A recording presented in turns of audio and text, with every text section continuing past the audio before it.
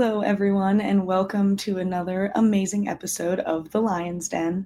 I'm your host, Venezia Leone, and today we sit down with Henry Gordon Smith, founder of Agritecture, which is a consulting company that helps governments, developers, and entrepreneurs design and plan farms that are both technologically viable and economically sustainable. We cover things in this episode like what is urban farming, what is climate smart agriculture, and what is controlled environment agriculture. We talk about how, in building this company, Henry had to figure out where his expertise lied and really what should the company be focusing on as they move forward through things like COVID and what sort of investments need to be made now to support them long term. We also talk about holistically how agriculture and especially kind of urban farming can adapt to climate change, and the rise of kind of urbanization in society, and what steps we can take now to really make ag tech solutions work. It was a very exciting episode hearing about his projects in 45 countries. And really, it was just such a fun time to understand and learn about something that I had never experienced before. So whether you're an entrepreneur or investor or anything, you should take a look at this episode and you'll enjoy it. Hey, Henry, welcome to the Lion's Den. So excited to talk today. Hey, Venezia, how's it going? Good, good. So you have built, an amazing ag tech company called Agritecture. I know very little about this space, so I'm excited to dive in with you today, but you've advised projects across, 45 countries. What inspired you to start this? So I was a political science student, and I had this professor who was teaching me about water wars and these battles that happen between nation states over water. And that led me to look at water security and eventually food security. And I just thought that was an interesting challenge. I thought it was underdeveloped, meaning that there was still a lot of opportunity to solve it with technology or policy. And that's the lens at which I entered it from. But I didn't really know enough about it, and I couldn't get enough information. And I was sort of shifting from policy into business, and I didn't really know what my fit was going to be. So as a young college student, I did what I knew how to do, which was blog. I was a blogger for my university. So I started blogging about different sustainability topics. I started 3 different blogs about different aspects of climate change and sustainability. And one of those blogs was called Agritecture. And it was about bringing agriculture back into the city and applying architectural thinking to it, was the sort of thesis of the blog. And that's how I got started. Wow. I always love founder stories because I feel like it's either I was doing something totally different, right, and like stumbled into it, or it's like I was born and at 3 years old, like I knew I wanted to like start this business. Yeah, it could be either way. I definitely wasn't born with this. I didn't grow up on a farm, like my mom and dad definitely laughed when I told them I was getting into agriculture. They're like, "You're what?" So, it definitely happened later on. But that light bulb moment went up for me and just found my passion. Yeah, that's amazing. So why don't you give our listeners just an overview of what the blog Agritecture has evolved into as a company today, and maybe even an example of like a really awesome project that you worked on? Yeah, so as I mentioned, the blog was about sort of bringing agriculture into cities. And the idea was that when you bring it into a city, you have different things you need to think about than you would outside of the city. There's buildings, there's different urban populations, there's different real estate value, there's all these other challenges. So urban agriculture is essentially what it was about. But it actually was also about just what cities needed food-wise, right? Is it even realistic to grow food in the city? And the questions around that, and what does local food mean, and how do you value these different things? And so what essentially happened was I started looking into that, and it was based a lot off of like what I saw across the street, which was the Safeway supermarket with an empty rooftop. And I started thinking, okay, well, what can I grow on that rooftop? Why don't we grow food on rooftops? And you learn pretty quickly that obviously soil weighs a lot, getting food up and down, getting products up and down. Not every rooftop is permittable for these uses. So that's where it becomes the architecture piece, where it's like, you start to think about, well, how can we bring this into buildings? How can we bring this into the built environment? And what's the data I need about the soil weight, the water, the labor? And then I found the data was just so lacking. And so I started structuring what I was finding as I was blogging, and that became sort of this archive. And again, this is a process over several years. I started my blog in 2010, maybe 2011.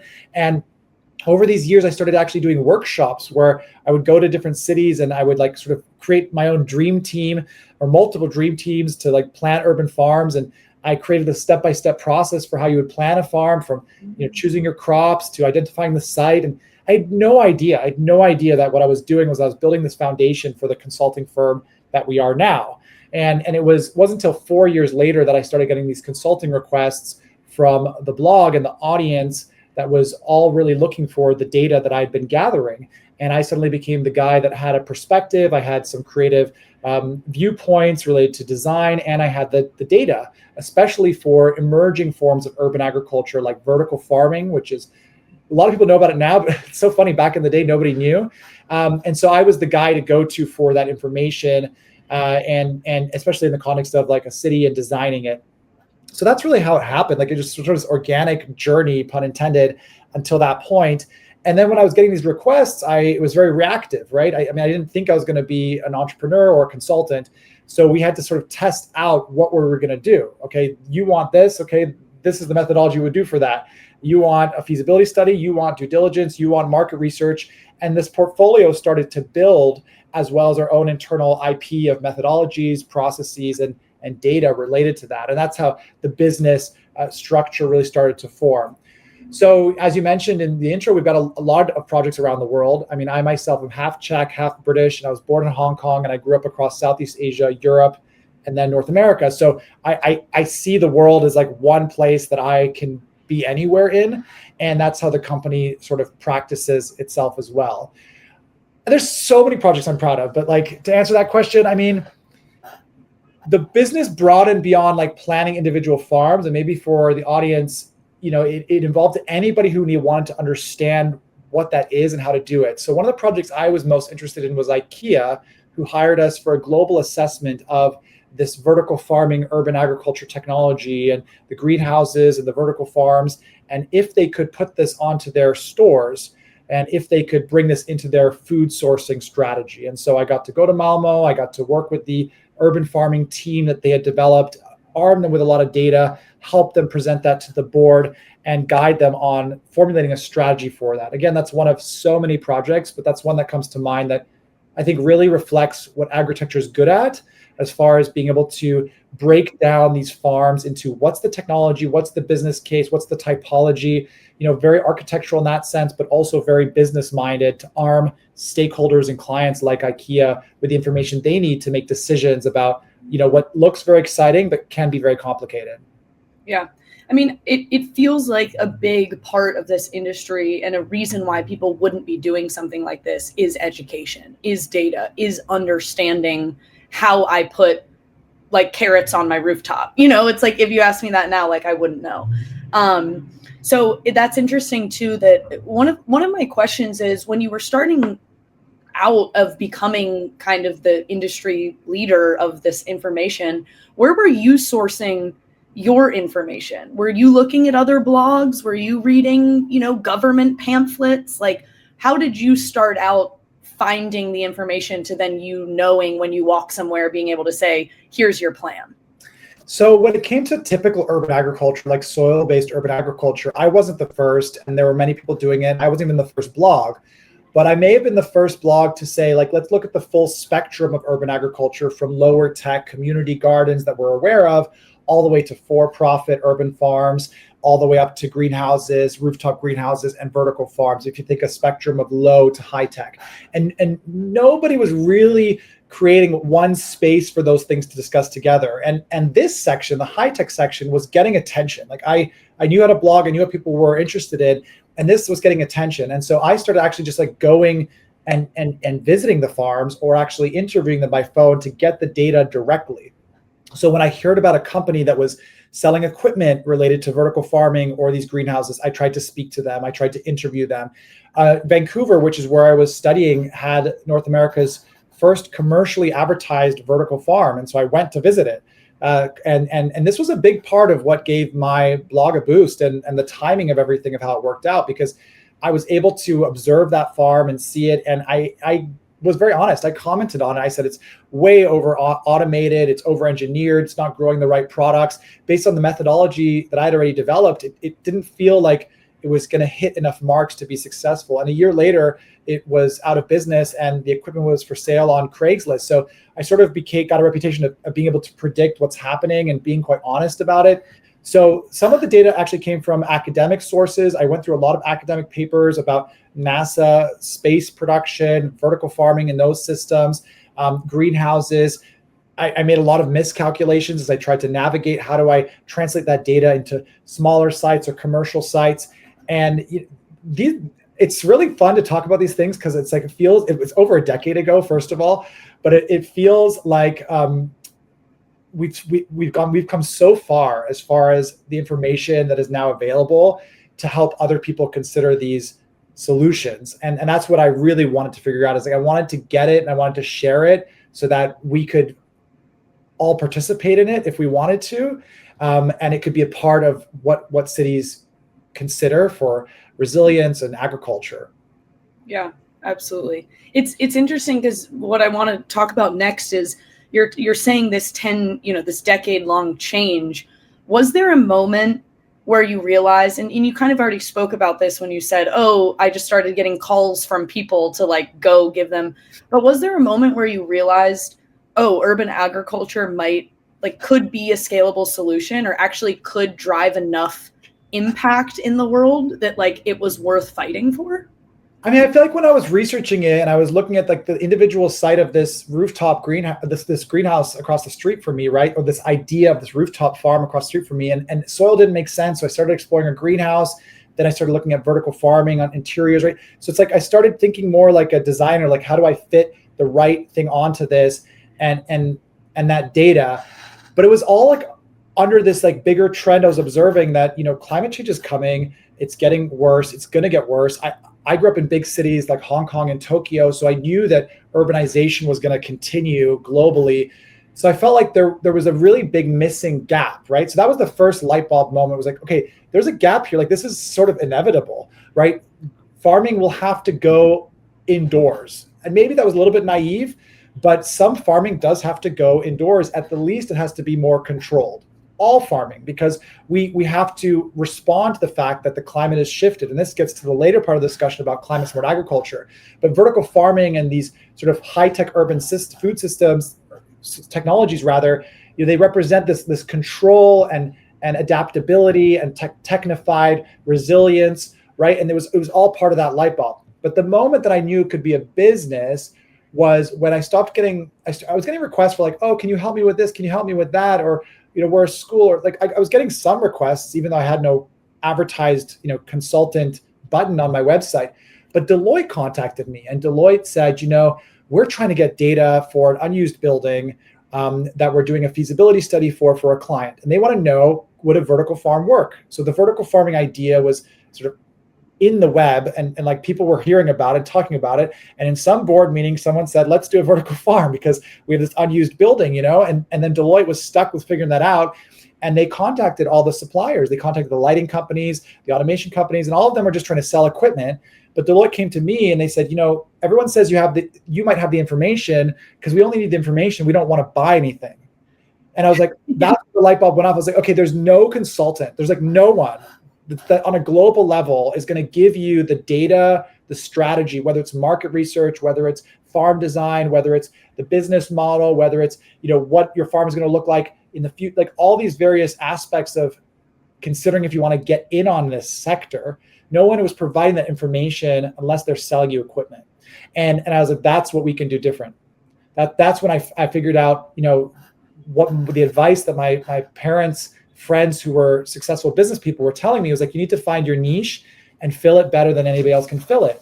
And I said, I think that could be it. I think that we could be the tech agnostic global consultancy for this. And it was really just focused on urban agriculture at the beginning, like just focused on vertical farming and riding that wave of that trend and urban greenhouses and also some other types of urban farms. But that was the light bulb moment, really was in 2014 when I got that first client from Deloitte. It makes sense to me that you would be unique in being a nonpartisan like support system. I mean, it makes sense to me that if you're trying to sell light bulbs that are lower energy, you're going to say these are the best light bulbs for the greenhouse. You're not going to say, actually, our competitor created a better light bulb, like you should go with them. Or you're not even going to say, you know what, maybe you should actually do a greenhouse or grow in the field. This is what I've learned as my career has gone on more. It's like sometimes clients come to me because they saw a video of vertical farm on the internet. And when I talk to them more and set their goals, it's like, okay, you should build a greenhouse or you should do something else. And we create the space to do that a bit. You know what I mean? Like we can explore that because we just get paid for our time and the results we give our clients. So it's not a commission on the equipment. So that's how we differentiate ourselves. And yeah, that's what we do. Yeah.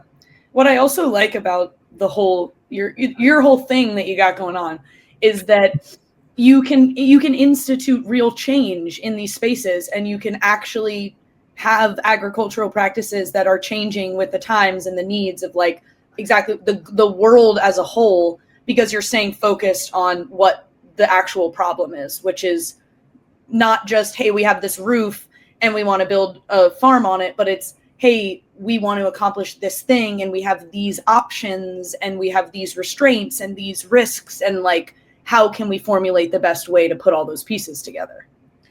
Yes, you understand why I run the kind of business I do. You understand my values now because of this. Because people ask me, why don't you start a farm? Right? They say, well, if you know so much about this, why aren't you running a farm? And I was like, well, there's a couple of reasons. One, I want to be all around the world. I don't want to be in one place. I have a farm where my family has our country house in the Czech Republic. I'll retire there. That will be my farm. But right now, I want to literally pollinate around the world these ideas. Number one, and number two, I like that variety. Like I like the context. Like that's the fun part for me, is what is the unique context of where you are, how much budget you have, what you're interested in, what the market has, what the climate is, all these factors, what the competition is, that's going to make us design an intervention in agriculture technology that's going to be the right one for you and the right one for this context. That is the design thinking. That's what makes it agritecture versus just putting technology in and installing it. That's what I like. That's what I'm into. And so it also gives me the agility as a business owner, where I'm not tied down, right? So I have my team, and I take care of my team. My team adapts, and we adapt to where the trends are going as well. So vertical farming has gone through an extreme downturn, and I warned about it. It's not like we were trying to hype it up and just benefit from it. I warned about the downturn in 2021, and billions and billions of dollars have been lost on these hyped up vertical farms that overpromised and weren't following many of the things that I was warning against, and other people were. And so we had to diversify, and we were able to diversify because of the kind of business I've designed, which is, I think, also very related to my lifestyle, my personality of growing up around the world, my upbringing. It's just sort of this agile business in that sense that's focused on impact, but the targets of that can evolve, and the mechanisms to achieve that impact can also evolve. Yeah. And I feel like consulting always has kind of low overhead cost. Like, so it's a nice business model. There's pros and cons, right? Like you choose there's pros and cons, but yes, that is one of the pros of consulting. For sure. Okay, so I want to get technical for a second before we kind of jump back out and just learn about you as an entrepreneur and kind of challenges you face. Let's talk a little bit about controlled environment agriculture and climate smart agriculture. I feel like they're interwoven. I don't know enough about it, but like how can agriculture adapt for these climate changes, and like where do you kind of see, what role do you see it playing as, in the next 10 years? Sure. So just really briefly, it's like, let's just go urban agriculture, right? Growing food in cities, but it's also all the mechanisms that permit growing food in cities, right? And then we have sort of this idea of local agriculture, which is close to like 100, 200 kilometers of a city. Sometimes it's considered regional. This has different benefits to it. Controlled environment agriculture can be anywhere. It can be in a city or outside of the city. It basically implies that we are trying to control the variables for growth. So instead of allowing the plant to depend on rainwater, allowing the plant to depend on whatever is in the soil, we are not just amending the soil, we're actually going to precisely control the pH, EC, and the nutrients the plant gets. We're actually going to control how much water the plant gets, and we're going to recirculate that as much as possible. And there's ranges of control, right? You could just have a greenhouse, which is almost to extend the season, but you don't actually change anything in regards to irrigation. Or you could have a greenhouse that's completely hydroponic, where you replace the soil with a more optimized irrigation system. You can add vents to that control when they're opened and respond to the temperature outside. You can add computers that do that automatically. You can add robots to do these things, and AI. and the AI, of course, and that's playing a big role, because as you get more controlled, you need more data and you actually capture more data. So AI does have like more of a intuitive fit already with controlled environment agriculture, because it's already so infrastructure tech heavy, sensor heavy. And vertical farming sort of is on that most high tech or most control level of end of the spectrum, right? So I've removed the sun. Like I'm literally like remove the sun in vertical farming. I'm not just removing the soil, but I remove the sun and everything. And I'm controlling every single variable for growth. And there's trade-offs across this, right? You don't get control without spending more capital. But you're going to get more yield, right, per square meter. You're going to get more consistency. So this is where the design process, you can see where the design process and the business planning process comes in, right?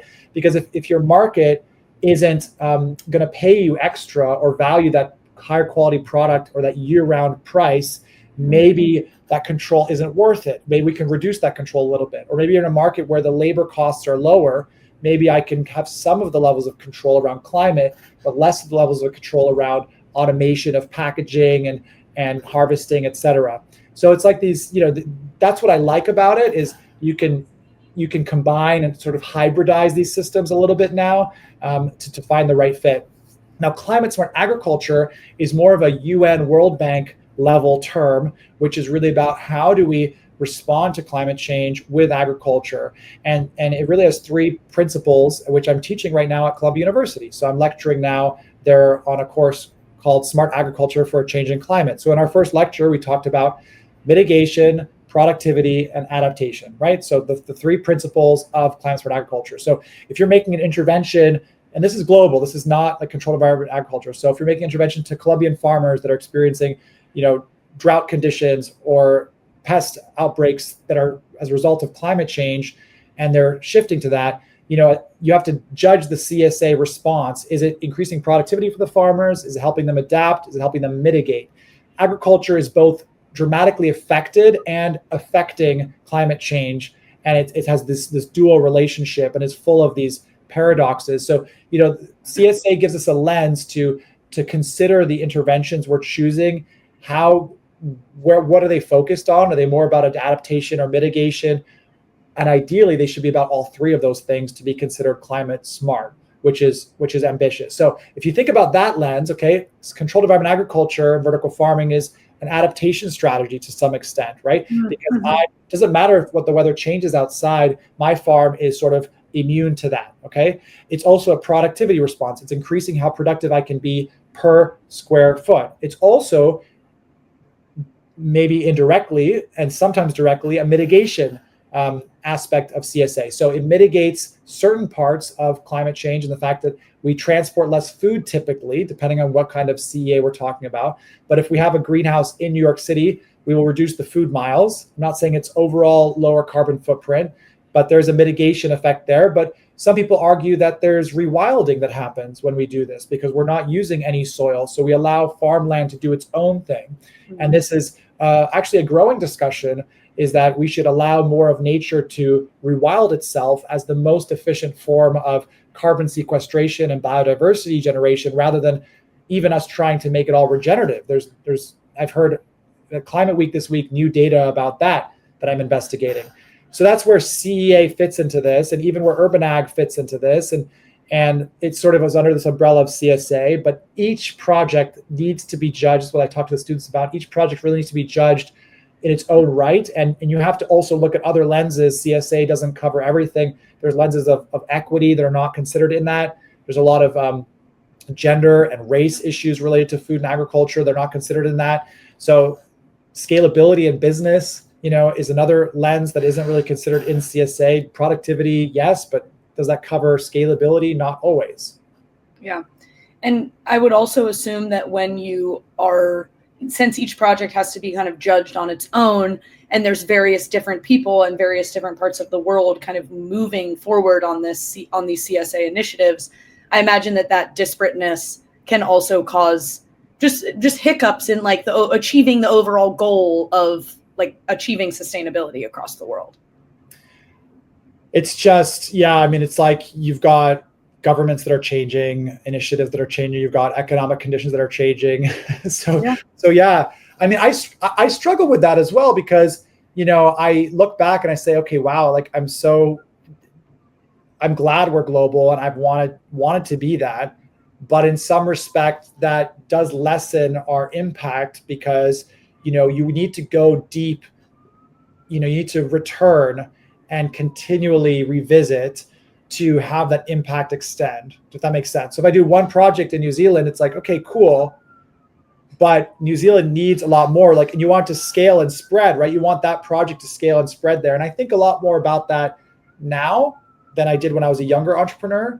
From an impact perspective, what can we do to balance our desire to be globally impactful and our reach that we have as a global blog, which is where this all began, and me as a global entrepreneur, and also drive the biggest impact in the areas that need it the most, because there's been less progress than I've wanted, both in my company and both in climate smart agriculture overall. So now the urgency that I felt 10 years ago is stronger now. And so it's like, I find myself, to be honest, especially this week and the months leading up to this time, I'm really thinking about what next? What am I going to do next that's going to level up our impact for the challenges that are increasing and continuing?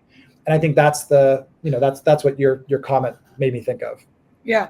Okay, so let's dive into that a little bit for the rest of it. Like, what challenges did you encounter when scaling from where you started maybe to, now-ish, maybe a year ago, like that realm? And then how have your challenges changed over time? I mean, I think it's been, I try to put it in like a nutshell. It's been a journey of like, wow, I found what I was looking, like I like to do. Like, and I'm sharing it in a blog and I'm just spending my time and it's my passion. And then it became, wow, people want to pay me to do what I want to do and share my perspective with them. And then it was like, wow, we have enough clients, and wow, we're a business, like we're making money, like, and you go through this, and then it's like, okay, the fluctuations up and down of consulting are real. And if you hire really talented people, they're always going to need more. They want to buy a house, they want to have kids, their lives go on, right?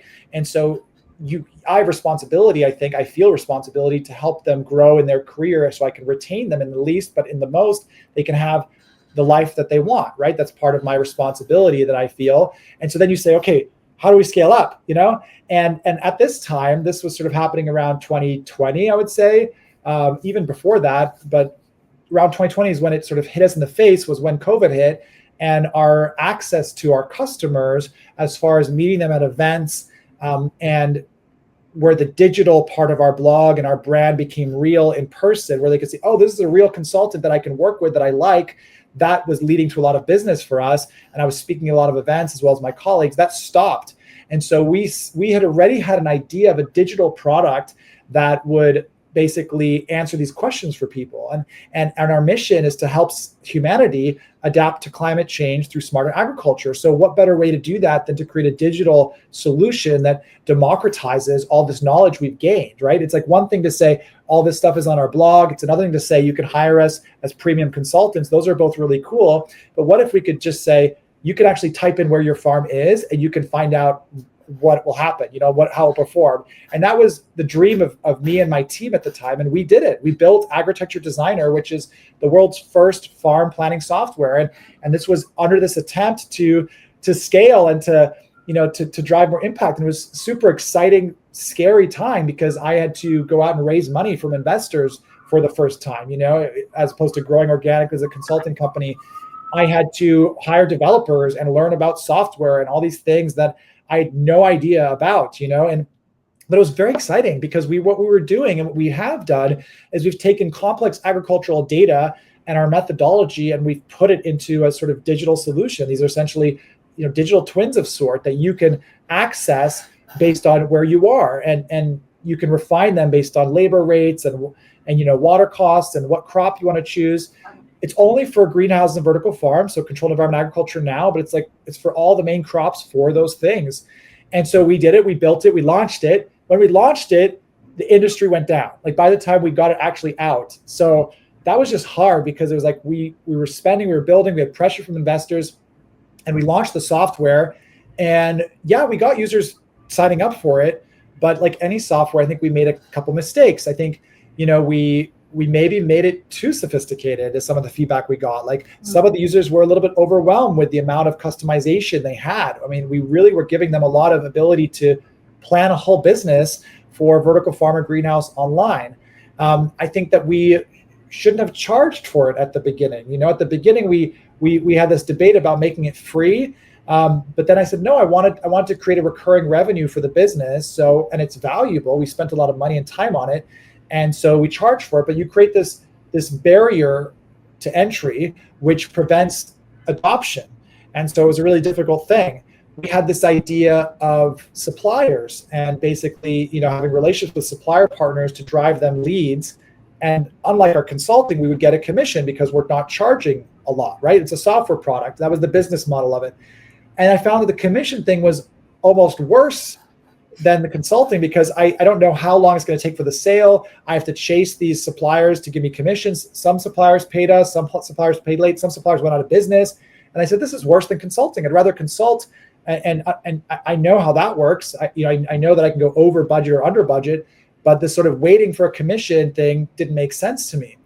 And so here we are now in 2025. We have this software which is out there. It's meaningful. When people use it, they actually are grateful for it. The data is still valuable, but I haven't been able to take it to the next level.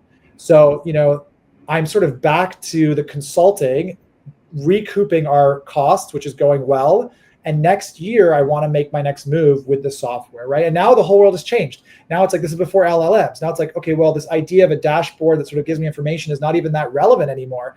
So the data underlying it, the mechanisms and methodologies and algorithms, yeah, there's some value there, but I have to adapt it.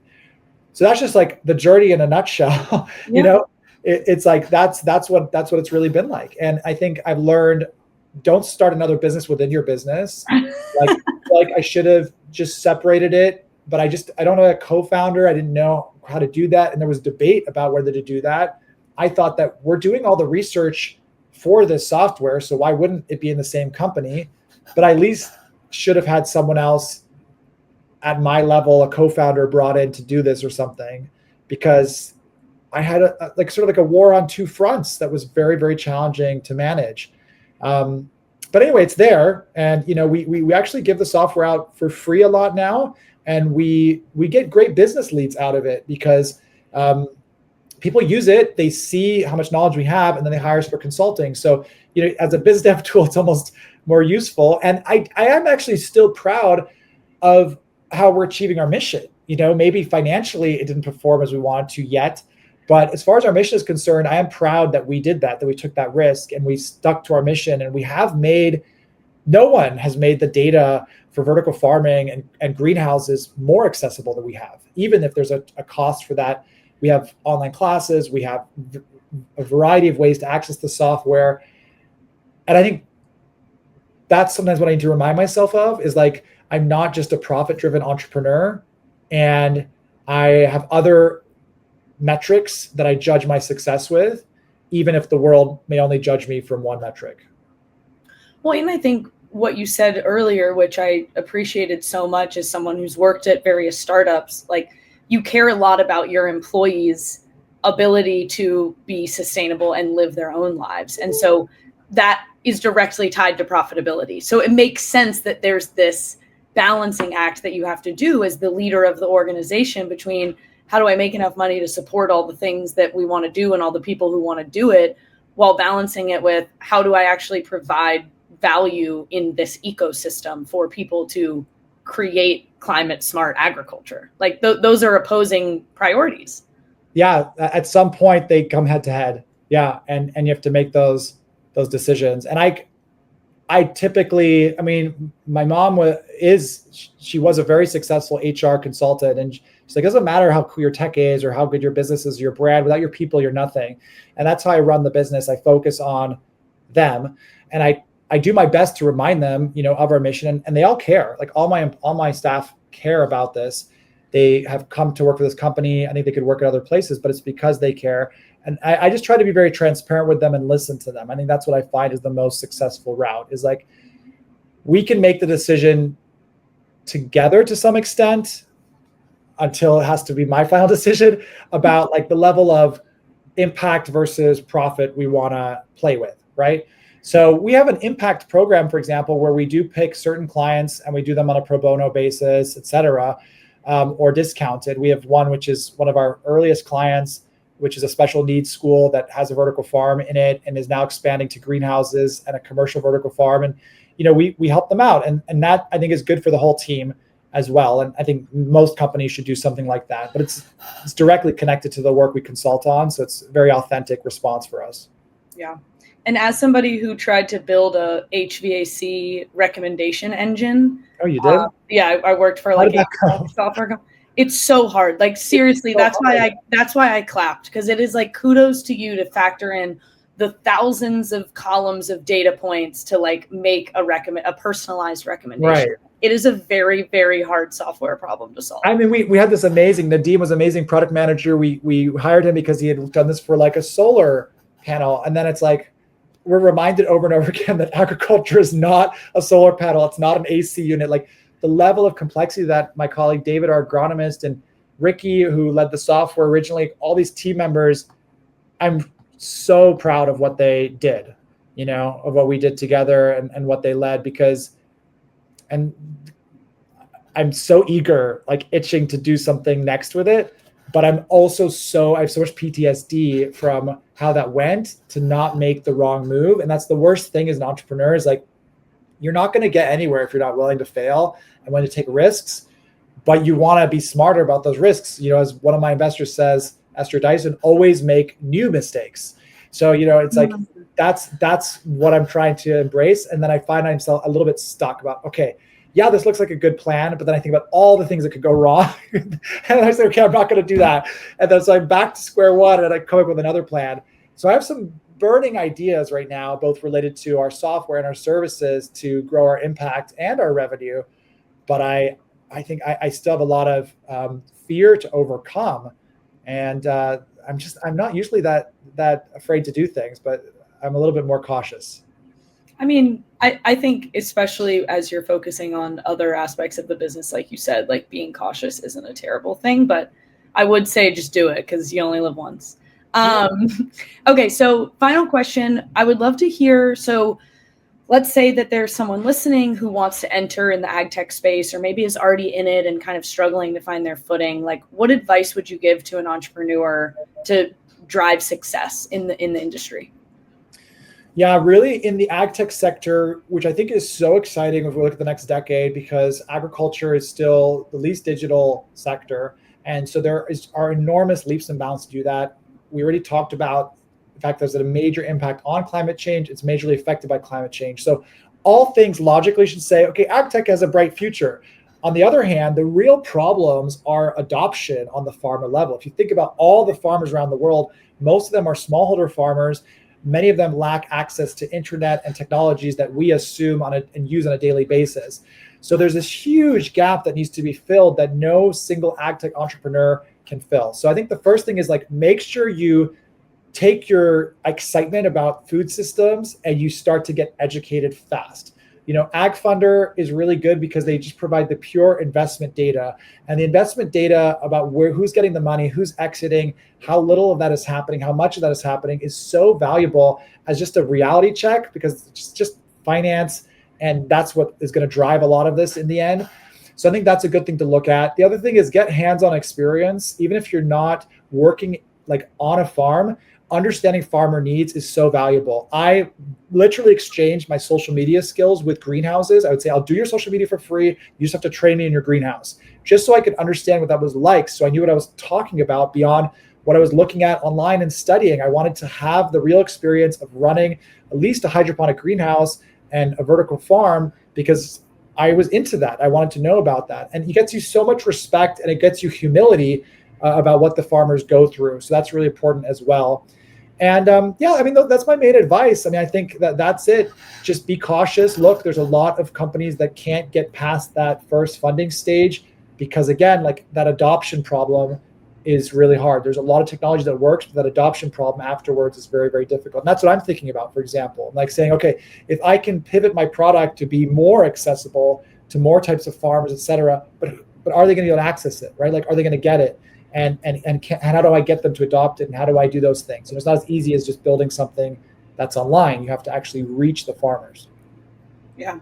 I mean, I think that's the number one kind of product-led growth strategy, is like find out what the actual people who would be benefiting or using or even being displaced by your product is, and focus on that.